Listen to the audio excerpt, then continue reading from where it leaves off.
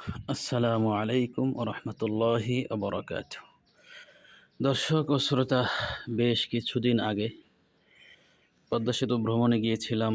পদ্মা এবং ভাঙ্গা বিভিন্ন জায়গায় ছাত্রদেরকে নিয়ে ভ্রমণ করেছিলাম। আমার তো প্রায় পদ্মা সেতু পার হয়ে বাড়ি যাওয়া হয়, কিন্তু ছাত্ররা এমন অনেকেই আছে যারা পদ্মা সেতু এখনও দেখে নেয়।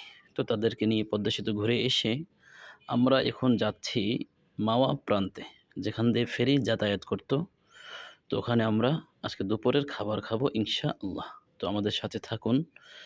তো আমরা পথ চলছি, রাস্তার বাম পাশেই আমাদের সাথে দেখা হয়ে গেল বাংলার বিখ্যাত একটি রিসোর্ট, হিলসা নামে যেটা পরিচিত। দেখতে পাচ্ছেন, ভিতরে কখনো যাইনি, শুনছি অনেক ভিতরে চওড়া দামে জিনিস বিক্রি হয়। তবে আমাদের জন্য ওখানে যাওয়ার সাধ্য নাই, না যাওয়াই ভালো। তো আমরা চলে আসলাম। তো দেখেন, ডাকাডাকি শুরু হয়ে গিয়েছে। তো সবাই ডাকছে এরকমভাবে যে আসেন, আমাদেরটা ভালো, আমাদেরটা আসেন। নিরিবিলি পরিবেশ, শান্ত পরিবেশ।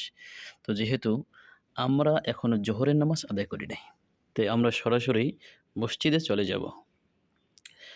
মসজিদে নামাজ পড়ে তারপরে আমরা ইনশাআল্লাহ আল্লাহ রাব্বুল আলামিন আমাদের কপালে যা রেখেছেন তা দিয়ে দুপুরের খাবার খাবো।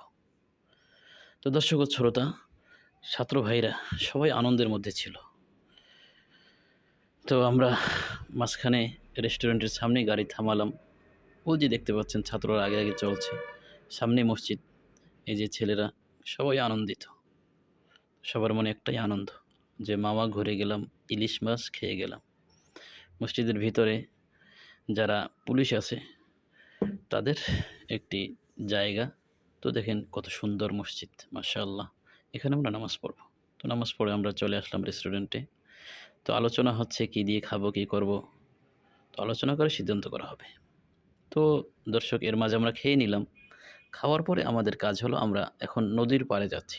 তো এর মাঝখানে দেখেন কতগুলো দোকান, দোকানের পর দোকান। এরকমভাবে সবাই তাকিয়ে রয়েছে যে হুজুর আসেন আসেন, আমাদেরটা আসেন। এক একজন এক একভাবে এরকমভাবে ডাকাডাকি করছে। তো আমরা যেহেতু খেয়েই নিয়েছি, এজন্য আমাদের আর কোনো খাবারের চিন্তা নেই। তাই আমরা নদীর দিকে এগিয়ে চলছি। তো দেখতে পাচ্ছেন একের পর এক দোকান, বিশাল লম্বা, যার কোনো শেষ নেই। চলে আসলাম নদীর পাড়ে।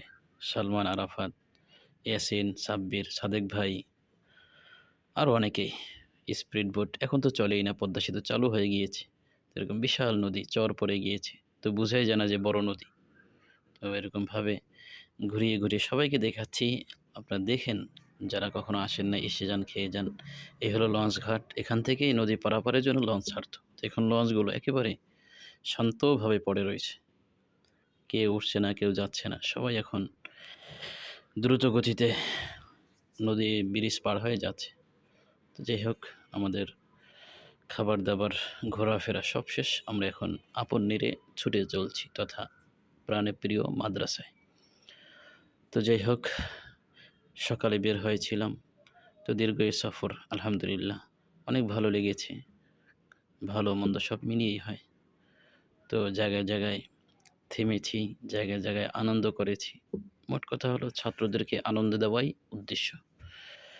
তো দোয়া করবেন সামনে যেন আরও সফর করতে পারি, ছাত্রদেরকে যেন বেশি বেশি ঘুরাইতে পারি। তো হাইওয়ে রোড শেষ, ঢাকা মাওয়া রোড ছেড়ে আমরা এখন ভিতর দিয়ে সরাসরি মাদ্রাসার দিকে চলে আসব। রাস্তা একটু জ্যাম বেজেছে, তো জ্যামটা ছোটানোর পর গাড়ি আমাদের ছুটে চলবে। দর্শক ও শ্রোতা, আল্লাহ তাআলা কোরআনেই বলেছেন, কুল সিরু ফিল আরদ, যে তোমরা জমিনে ভ্রমণ করো। তো এই জন্য শিক্ষা নেওয়ার জন্য, আল্লাহ তাআলার কুদরত দেখার জন্যই আমরা ভ্রমণে নেমেছিলাম।